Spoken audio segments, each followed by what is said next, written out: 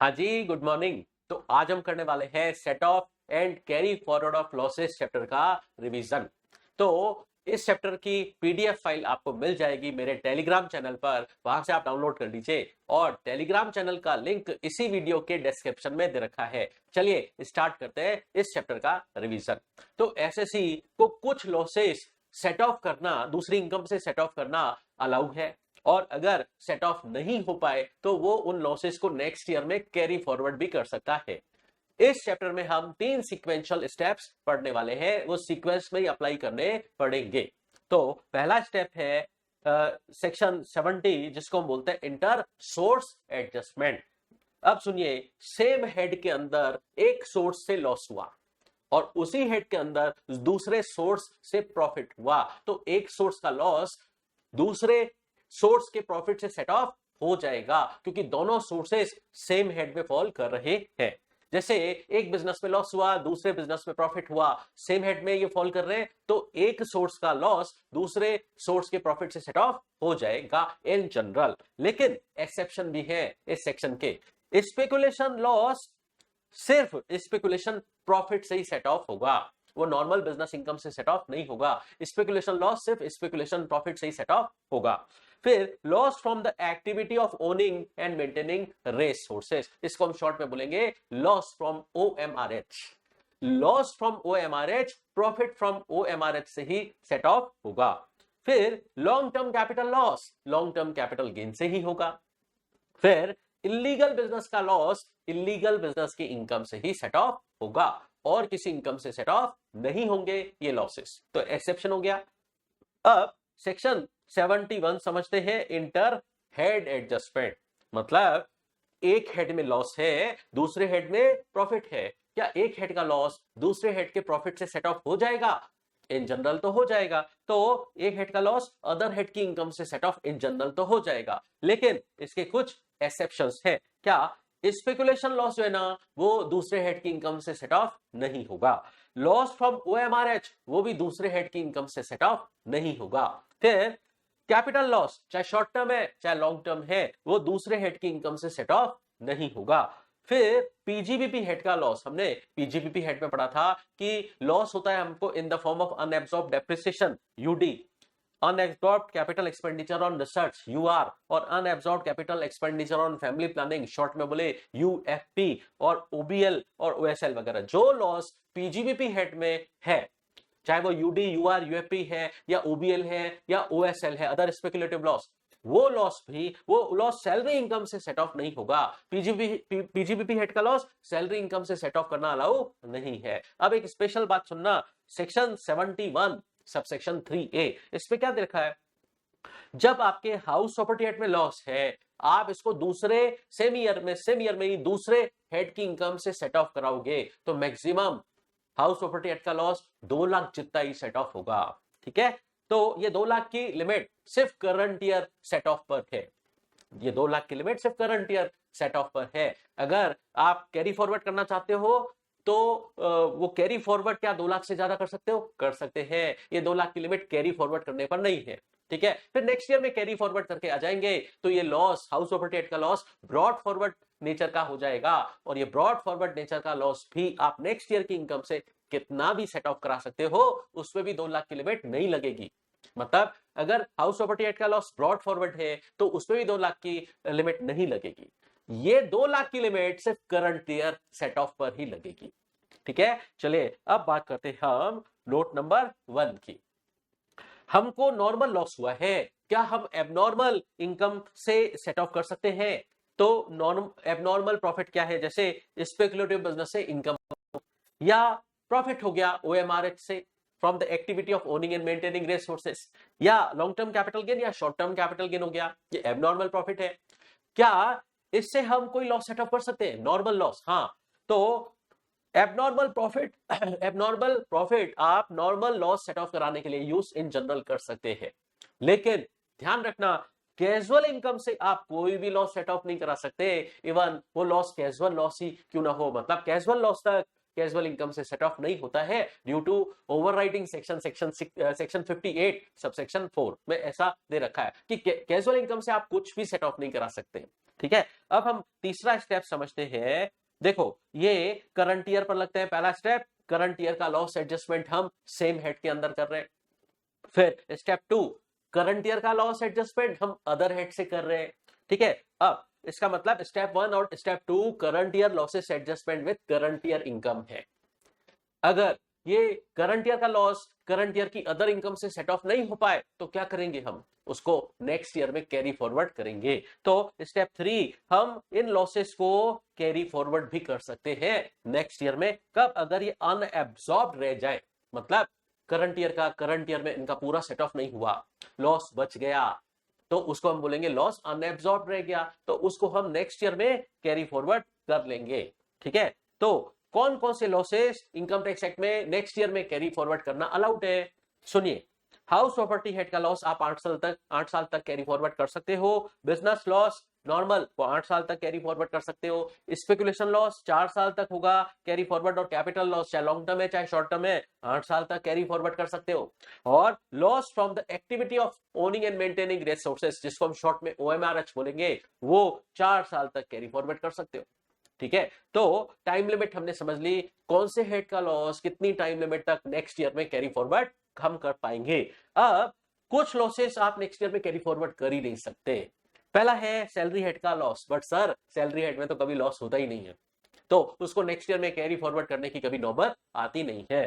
फिर other sources head का loss in general आप नेक्स्ट ईयर में कैरी फॉरवर्ड नहीं कर सकते, लेकिन इसका एक एक्सेप्शन है, लॉस फ्रॉम OMRH। ठीक है, वो अदर सोर्सेस हेड से बिलोंग करता है, लेकिन अभी हमने पढ़ा लॉस फ्रॉम OMRH हम 4 साल तक कैरी फॉरवर्ड कर सकते हैं। तो in general other sources head का कोई लॉस हम नेक्स्ट ईयर में कैरी फॉरवर्ड नहीं कर सकते, लेकिन एक्सेप्ट लॉस फ्रॉम OMRH हम नेक्स्ट ईयर में कैरी फॉरवर्ड कर सकते हैं। अब हम एक बात और समझते हैं, अगर एसएससी के पास करंट ईयर के लॉसेस भी है और ब्रॉड फॉरवर्ड लॉसेस भी है, मतलब पिछले साल से वो कुछ लॉसेस कैरी फॉरवर्ड करके आ रहा है, तो उसके पास ब्रॉड फॉरवर्ड लॉसेस भी है और करंट ईयर के लॉसेस भी है। तो अब वो पहले क्या सेट ऑफ करे, करंट ईयर के लॉसेस सेट ऑफ करे या ब्रॉड फॉरवर्ड लॉसेस का सेट ऑफ पहले क्लेम करे। तो सीबीडीटी ने सर्कुलर इशू किया कि करंट ईयर लॉसेस पहले सेट ऑफ करने हैं, ब्रॉड फॉरवर्ड लॉसेस का सेट ऑफ आपको बाद में क्लेम करना है, उससे पहले आपको करंट ईयर के लॉसेस का सेट ऑफ क्लेम करना होगा। अब हम समझते हैं, देखो पहला स्टेप क्या था, inter source adjustment, same head में हमने लॉस सेट ऑफ करा दिया। फिर हमने कहा इंटर हेड एडजस्टमेंट, सेक्शन 71, मतलब एक हेड का लॉस दूसरे हेड से सेट ऑफ करा लिया, फिर भी अनएब्सॉर्ब्ड बच गया तो हमने उसको नेक्स्ट ईयर में कैरी फॉरवर्ड कर लिया। अब हम शुरू से बात करते हैं, सैलरी हेड में तो कोई लॉस होता नहीं है, तो हम हाउस प्रॉपर्टी हेड से बात करते हैं। तो हाउस प्रॉपर्टी हेड का मैंने बोला, हाउस प्रॉपर्टी हेड का लॉस करंट ईयर में सेट ऑफ मैक्सिमम 2 लाख जितना ही मिलता है। ठीक है, फॉर एग्जांपल एसएससी के पास 7 लाख है हाउस प्रॉपर्टी हेड में लॉस, तो वो करंट ईयर की अदर इनकम से करंट ईयर में लॉस सेट ऑफ से 2 लाख जितना ही करा पाएगा, बाकी का 5 लाख वो कैरी फॉरवर्ड कर सकता है। कैरी फॉरवर्ड करने पर 2 लाख की लिमिट एप्लीकेबल नहीं है।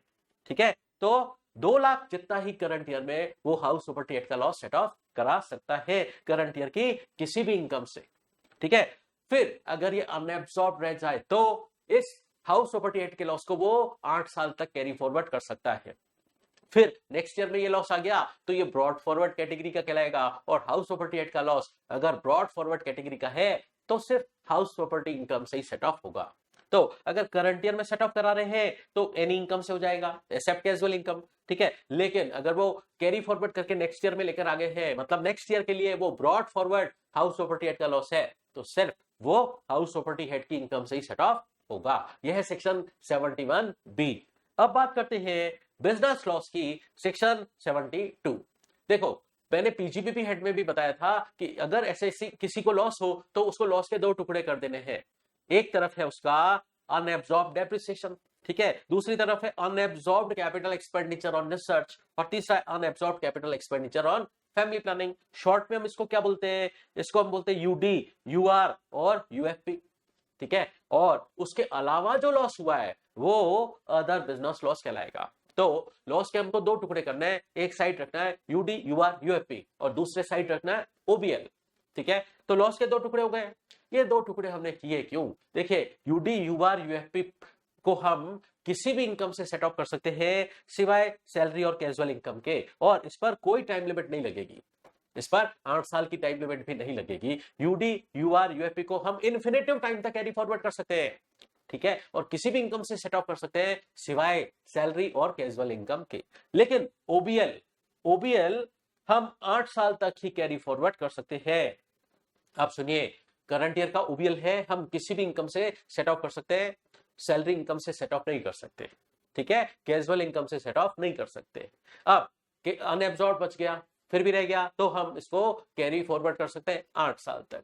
नेक्स्ट ईयर में ये आ गया कैरी फॉरवर्ड होकर, तो ये ब्रॉड फॉरवर्ड ओबीएल हो गया। ब्रॉड फॉरवर्ड ओबीएल से पीजीबीपी इनकम से ही सेट ऑफ होगा, ठीक है। चलिए, अब मैंने बोला ब्रॉड फॉरवर्ड ओबीएल से पीजीबीपी इनकम से ही सेट ऑफ होगा, तो पीजीबीपी इनकम किसको बोलेंगे? तो पीजीबीपी इनकम का मीनिंग बड़ा वाइड है, अच्छे से समझना। देखो, वो इनकम जो पीजीबीपी हेड में फॉल कर रही है वो तो पीजीबीपी इनकम है ही, जैसे नॉर्मल बिजनेस की इनकम या स्पेकुलेटिव बिजनेस की इनकम या स्पेसिफाइड बिजनेस की इनकम, वो पीजीबीपी हेड में ही फॉल करती है, तो वो पीजीबीपी इनकम है ही, ठीक है। अब एक स्पेशल बात सुनना, पीजीबीपी इनकम वो इनकम भी मानी जाएगी जो किसी दूसरे हेड में टैक्सेबल होती है, किसी दूसरे हेड में टैक्सेबल होती है। पीजीबीपी हेड में टैक्सेबल नहीं होती, किसी टैक्सेबल होती है। इनकम का करेक्टर बिजनेस है, वो इनकम दूसरे हेड में टैक्सेबल होती है, लेकिन उस इनकम का करेक्टर बिजनेस करेक्टर है, तो वो भी पीजीबीपी इनकम मानी जाएगी for the purpose of set off brought forward OBL. Brought forward OBL set off कराने के लिए वो इनकम जो अदर हेड में फॉल कर रही है, लेकिन वो उस इनकम का करेक्टर बिजनेस है, तो वो भी सेट ऑफ के लिए यूज की जा सकती है। उस इनकम से भी हम broad forward OBL set off करा सकते हैं। तो ऐसी कौन सी इनकम होती है जो टैक्सेबल किसी अदर हेड में होती है, लेकिन उसका बिजनेस कैरेक्टर होता है? तो सुनिए, एग्जांपल बताता हूं। अगर एसएससी के पास शेयर्स हैं और वो उनको as a stock in trade hold करता है, तो उसपे जो डिविडेंड मिला वो अदर सोर्सेस सेट में टैक्सेबल होता है, लेकिन ये डिविडेंड बिजनेस कैरेक्टर की इनकम है, ठीक है। दूसरा एग्जांपल, ओएमआरएच से प्रॉफिट हुआ, owning and maintaining race horses से प्रॉफिट हुआ, ये प्रॉफिट वैसे अदर सोर्सेस सेट में टैक्सेबल होता है, ये दोनों इनकम वैसे अदर सोर्सेस सेट में टैक्सेबल होती है, लेकिन इनका कैरेक्टर बिजनेस है, तो ये पीजीबीपी इनकम माने जाएंगे और इससे brought forward OBL SSC set off करा सकता है, ठीक है। अब लॉसेस सेट ऑफ कराते वक्त एसएससी को एक प्रायोरिटी ऑर्डर का ध्यान रखना पड़ेगा। क्या है प्रायोरिटी ऑर्डर? देखो, एसएससी अपने करंट ईयर की बिजनेस इनकम में से पहले करंट ईयर के एक्सपेंसेस लेस करे, फिर उसमें से वो करंट ईयर की रिसर्च लेस करे, करंट ईयर रिसर्च लेस करे, फिर करंट ईयर का डेप्रिसिएशन लेस करे, करंट ईयर का डेप्रिसिएशन लेस करे, फिर करंट ईयर के फैमिली प्लानिंग एक्सपेंसेस लेस करे। एसएससी को ये प्रायोरिटी ऑर्डर मतलब ये लॉसेस का सेट ऑफ इसी सीक्वेंस में क्लेम करना है, तो अपने बिजनेस इनकम में से पहले करंट ईयर के एक्सपेंसेस लेस करे, फिर करंट ईयर की रिसर्च लेस करे, फिर करंट ईयर का डेप्रिसिएशन, फिर करंट ईयर की फैमिली प्लानिंग, ठीक है। ये तो करंट ईयर के एक्सपेंसेस और लॉसेस सेट ऑफ हुए करंट ईयर की बिजनेस इनकम से। फिर SSC brought forward losses set off करा सकता है जो पिछले साल से वो इस साल कैरी फॉरवर्ड करके आया है, तो वो broad forward OBL set off करा सकता है, और ब्रॉड फॉरवर्ड यूएफपी उसको सेट ऑफ कराना होगा, मतलब unabsorbed capital expenditure on family planning. फिर यूडी की बारी आएगी, ब्रॉड फॉरवर्ड यूडी, फिर ब्रॉड फॉरवर्ड यूआर। तो एसएससी क्या सीक्वेंस मेंटेन कर रहा है? ब्रॉड फॉरवर्ड लॉसेस के लिए वो पहले वो broad forward OBL set of कराएगा, फिर तो ओबीएल को मैं क्या लिखता हूं? ओ लिखता हूं, ओ, ठीक है। आप याद ऐसे रखना, ओबीएल मतलब ओ, फिर फैमिली प्लानिंग एफ, और डी डेप्रिसिएशन, और आर रिसर्च। मतलब ब्रॉड फॉरवर्ड लॉसेस के मैटर पर स्टेप 2 में एसएससी को ओएफडीआर सीक्वेंस मेंटेन रखनी पड़ेगी। एसएससी को इस ऑर्डर में ये लॉसेस सेट ऑफ कराने हैं, ठीक है। तो ये प्रायोरिटी ऑर्डर का ध्यान रखना पड़ता है। अब सेक्शन 73 समझते हैं। सेक्शन 73 क्या है? स्पेकुलेशन लॉस के बारे में है सेक्शन 73। तो बिजनेस स्पेकुलेटिव नेचर का है, एसएससी को स्पेकुलेशन लॉस हो गया, इस लॉस का सेट ऑफ वो कैसे क्लेम करेगा? अगेन स्पेकुलेशन लॉस के यहां पर टुकड़े करने पड़ेंगे, यूडी और यूआर, अनएब्सॉर्ब्ड डेप्रिसिएशन और unabsorbed capital expenditure on research. ध्यान रहे यहां पर फैमिली प्लानिंग नहीं लिखा है, ठीक है। तो यहाँ यूडी लिखा है, यूआर लिखा है, बट यूएफपी नहीं लिखा है, इस बात का ध्यान रखना। किसी ने पूछा सर कैसे ध्यान रखे, तो मैंने उसको बोला सट्टे में कैसी फैमिली प्लानिंग, कैसे सट्टे में कैसी फैमिली प्लानिंग, ठीक है, तो ऐसे याद रखना। अब तो लॉस के टुकड़े करें, यूडी और यूआर एक तरफ, दूसरी तरफ ओएसएल अदर स्पेकुलेटिव लॉस। अब सुनिए, जो यूडी यूआर होता है ना, वो एसएससी कितने टाइम तक कैरी फॉरवर्ड कर सकता है, इन्फिनिटिव टाइम तक कैरी फॉरवर्ड कर सकता है। तो यूडी यूआर वो किससे सेट ऑफ कराएगा, किसी भी इनकम से करा सकता है, एक्सेप्ट सैलरी और कैजुअल इनकम से वो सेट ऑफ करा सकता है, ठीक है, किसी भी इनकम से करा सकता है एक्सेप्ट सैलरी और कैजुअल इनकम। तो अगर ये यूडी यूआर करंट ईयर का है तो भी किसी भी इनकम से सेट ऑफ करा सकता है एक्सेप्ट सैलरी और इनकम, कैजुअल इनकम। अगर ये बच गया तो कैरी फॉरवर्ड करने की टाइम लिमिट इनडेफिनेटिव है, इन्फिनिटिव है। फिर नेक्स्ट ईयर में वो इस यूडी और यूआर को कैरी फॉरवर्ड करके आ गया तो नेक्स्ट ईयर में भी वो इस यूडी और यूआर को किसी भी इनकम से सेट ऑफ करा सकता है एक्सेप्ट सैलरी और कैजुअल इनकम। लेकिन ओएसएल का क्या ट्रीटमेंट होगा, ओएसएल करंट ईयर का है तो ये स्पेकुलेटिव प्रॉफिट से ही सेट ऑफ होगा। सेट ऑफ नहीं हो पाया तो हम इसको कैरी फॉरवर्ड कर सकते हैं 4 साल तक, ठीक है, और फिर नेक्स्ट ईयर में कैरी फॉरवर्ड होके आ गया ना तो ये ब्रॉड फॉरवर्ड ओएसएल कहलाएगा। ब्रॉड फॉरवर्ड ओएसएल भी सिर्फ स्पेकुलेटिव इनकम से ही सेट ऑफ होगा। तो स्पेकुलेशन लॉस चाहे करंट ईयर का है तो भी स्पेकुलेटिव प्रॉफिट से सेट ऑफ होगा, अगर ब्रॉड फॉरवर्ड नेचर का है तो भी स्पेकुलेटिव प्रॉफिट से ही सेट ऑफ होगा। अब यहां पे भी जैसे हमने बिजनेस लॉसेस के लिए प्रायोरिटी ऑर्डर समझा था ना, वो प्रायोरिटी ऑर्डर सेम यहां पर है, बट यहां पर फैमिली प्लानिंग हट जाएगा, ठीक है। तो यहां पर ऑर्डर क्या मेंटेन रखना है, पहले करंट ईयर के लॉसेस इस स्पेकुलेटिव इनकम से डिडक्ट करने हैं, फिर करंट ईयर रिसर्च, फिर करंट ईयर डेप्रिसिएशन। ध्यान रहे करंट ईयर फैमिली प्लानिंग नहीं आएगा क्योंकि मैंने पहले भी बोला सट्टे में कैसी फैमिली प्लानिंग, ठीक है। तो पहले वो करंट ईयर रिसर्च लेस करे, फिर करंट ईयर डेप्रिसिएशन लेस करे, करंट ईयर रिसर्च का नाम करंट ईयर फैमिली प्लानिंग का नाम भी नहीं ले, सट्टे में कैसी फैमिली प्लानिंग। फिर ये करंट ईयर लॉसेस उसने सेट ऑफ कर दिए अपने स्पेकुलेटिव इनकम से, फिर अब ब्रॉड फॉरवर्ड लॉसेस का सेट ऑफ वो क्लेम करे, तो ब्रॉड फॉरवर्ड ओएसएल वो लेस करे, फिर ब्रॉड फॉरवर्ड यूडी और ब्रॉड फॉरवर्ड यूआर। तो मैंने ऊपर सीक्वेंस आपको बताई थी ओएफडीआर सीक्वेंस ब्रॉड फॉरवर्ड लॉसेस के लिए, तो यहां पे भी ब्रॉड फॉरवर्ड लॉसेस के लिए मैं लिखूं ओएफडीआर सीक्वेंस मेंटेन होगी, बट ध्यान रहे सट्टे में कैसी फैमिली प्लानिंग, तो ये फैमिली प्लानिंग वर्ड मैं हटाता हूं और यहां पर सीक्वेंस क्या रहेगी, यहां पर सीक्वेंस रहेगी ओडीआर सीक्वेंस। ऊपर क्या थी ओएफडीआर सीक्वेंस और यहां ऊपर मतलब business loss, normal business loss के लिए ओएफडीआर सीक्वेंस मेंटेन होती है ब्रॉड फॉरवर्ड लॉसेस के लिए, लेकिन यहाँ स्पेकुलेशन लॉसेस में फैमिली प्लानिंग नहीं होती है, एफ हट जाएगा। तो यहाँ पर ब्रॉड फॉरवर्ड लॉसेस के लिए, यहाँ पर ब्रॉड फॉरवर्ड लॉसेस के लिए क्या होगा, ओडीआर सीक्वेंस में लॉसेस सेट ऑफ किए जाएंगे। यह है प्रायोरिटी ऑर्डर, मतलब लॉसेस का सेट ऑफ लेते वक्त हमें एक पर्टिकुलर सीक्वेंस में लॉसेस सेट ऑफ कराने होते हैं, ये कहलाता है प्रायोरिटी ऑर्डर। अब बात करते हैं हम सेक्शन 73A की। एसएससी को स्पेसिफाइड बिजनेस से लॉस हुआ, स्पेसिफाइड बिजनेस का लॉस सिर्फ स्पेसिफाइड बिजनेस के प्रॉफिट से ही सेट ऑफ होगा और इसको हम इन्फिनिटिव टाइम तक कैरी फॉरवर्ड कर सकते हैं। अगर ये पूरा करंट ईयर का करंट ईयर में सेट ऑफ नहीं हुआ तो नेक्स्ट ईयर में हम इसको, तो ये क्या कहलाएगा, अनएब्सॉर्ब्ड रह गया। अनएब्सॉर्ब्ड स्पेसिफाइड बिजनेस का लॉस हम इनफिनिटिव टाइम लिमिट तक कैरी फॉरवर्ड कर सकते हैं, लेकिन कैरी फॉरवर्ड करने के लिए एसएससी को अपना आईटीआर टाइम पर फाइल करना होगा, ड्यू डेट तक फाइल करना होगा और नेक्स्ट ईयर में ये जब लॉस कैरी फॉरवर्ड होकर आ जाएगा तो भी ये स्पेसिफाइड बिजनेस के प्रॉफिट से ही सेट ऑफ होगा।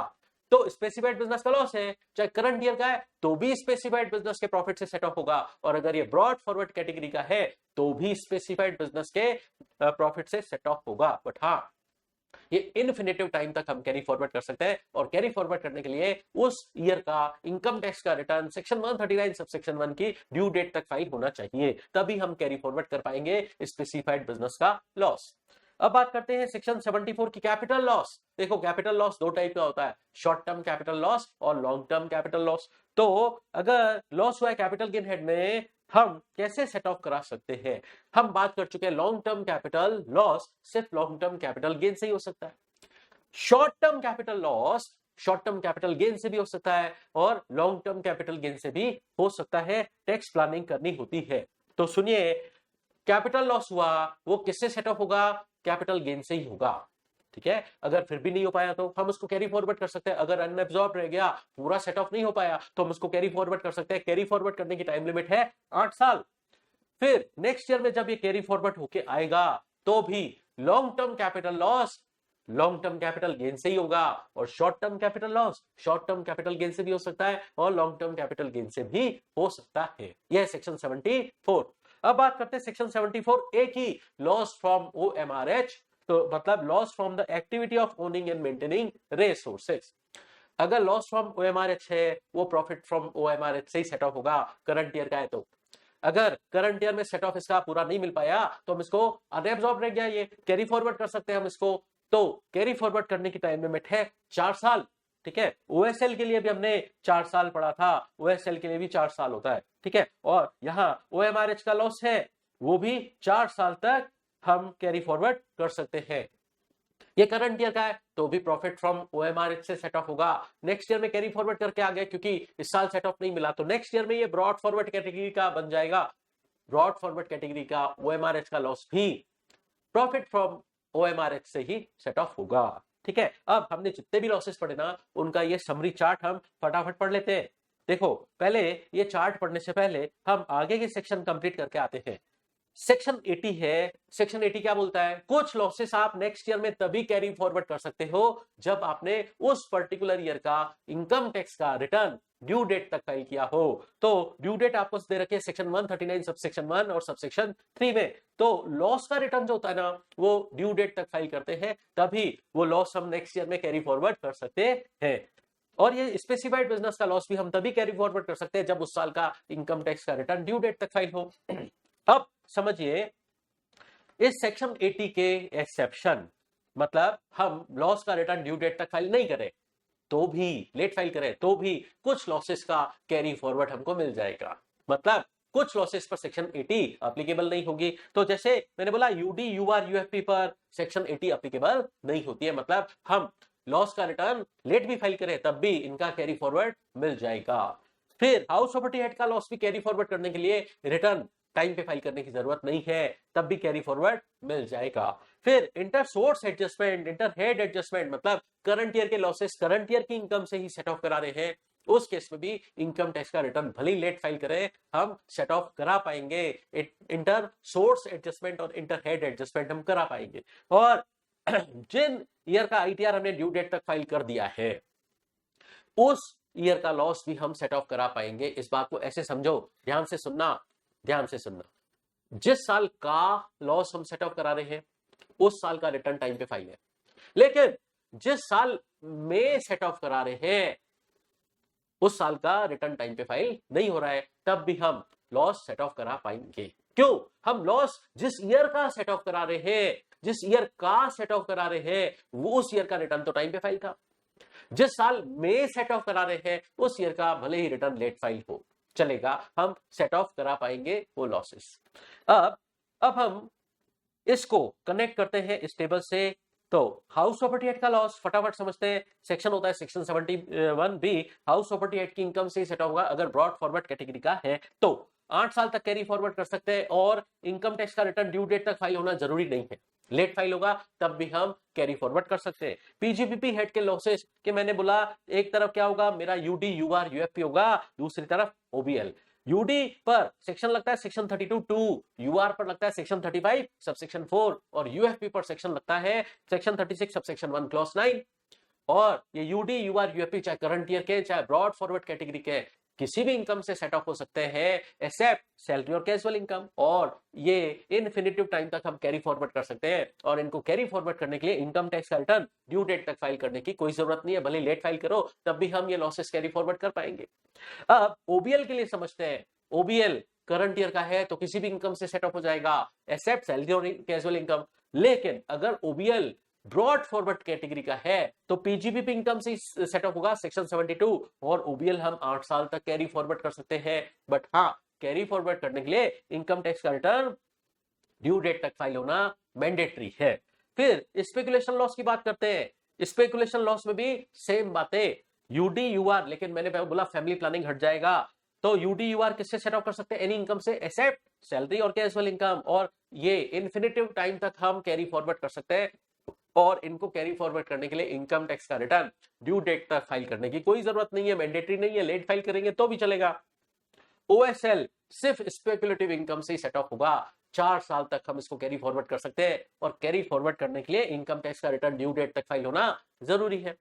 फिर स्पेसिफाइड बिजनेस का loss section 73A, specified business की इनकम से ही सेट ऑफ होगा और इन्फिनिटिव टाइम तक हम इसको कैरी फॉरवर्ड कर सकते हैं, बट कैरी फॉरवर्ड करने के लिए इनकम टैक्स का रिटर्न ड्यू डेट तक फाइल होना चाहिए।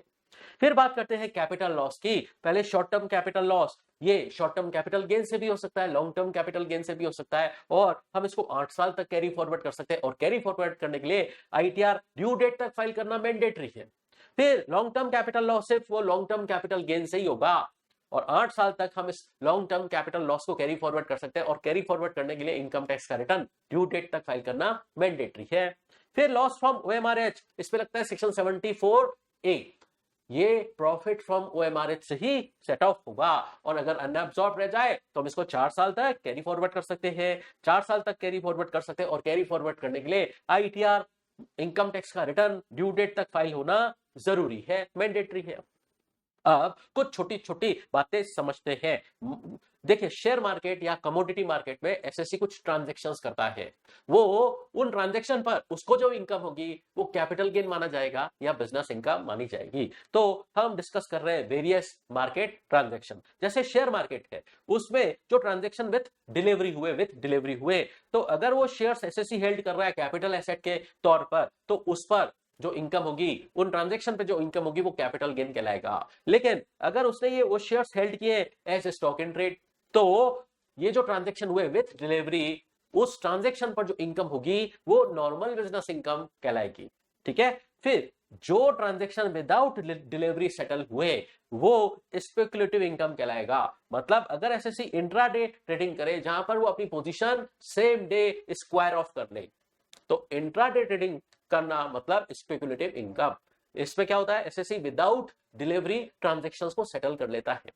फिर बात करते हैं शेयर मार्केट और कमोडिटी मार्केट दोनों की। ठीक है, शेयर मार्केट और कमोडिटी मार्केट में जो ट्रांजैक्शंस डेरिवेटिव नेचर के हैं, डेरिवेटिव क्या, futures and options, F and O बोलते हैं जिसको। ठीक है, एफ एंड ओ बोलते हैं futures and options. Share market में इवन विदाउट डिलीवरी है तब भी नॉर्मल बिजनेस इनकम माना जाएगा। तो ऐसे याद रखो, एफ एंड ओ से जो इनकम होती है वो नॉर्मल बिजनेस इनकम मानी जाती है। ठीक है। अब एक्सक्लूसिवली हम कमोडिटी मार्केट की बात करते हैं, जो ट्रांजैक्शन वहां पर विथ डिलीवरी होते हैं, मतलब कैश मार्केट में होता है, तो हम चेक करेंगे क्या ये कमोडिटी एसएससी कैपिटल एसेट के रूप में होल्ड कर रहा है, तो इस ट्रांजैक्शन पर होने वाली इनकम कैपिटल गेन कहलाएगी। और अगर ये कमोडिटीज एसएससी होल्ड कर रहा है एज स्टॉक इन ट्रेड, तो इन ट्रांजैक्शंस पर होने वाली इनकम नॉर्मल बिजनेस इनकम कहलाएगी। ठीक है। और अगर विदाउट डिलीवरी कमोडिटी मार्केट में ट्रांजैक्शन सेटल हुआ तो इसको हम बोलते हैं फ्यूचर मार्केट, या हम इसको ये भी बोल सकते हैं F and O, futures and options. तो उसपे जो इनकम होती है वो नॉर्मल बिजनेस इनकम ही होती है। तो सिंपल याद रखो ना, सिंपल, एफ एंड ओ से जो इनकम होती है चाहे कमोडिटी मार्केट में चाहे शेयर मार्केट में, वो बिजनेस नेचर की ही मानी जाती है, नॉर्मल बिजनेस इनकम ही मानी जाती है। अच्छा, जो डेरिवेटिव ट्रांजैक्शन है, चाहे शेयर मार्केट में सिक्योरिटी डेरिवेटिव या कमोडिटी मार्केट में कमोडिटी डेरिवेटिव, वो ट्रांजैक्शन से होने वाली इनकम भी नॉर्मल बिजनेस इनकम ही मानी जाएगी। ठीक है। तो इसके साथ कंप्लीट हुआ आपका set of and carry forward of losses chapter का रिवीजन।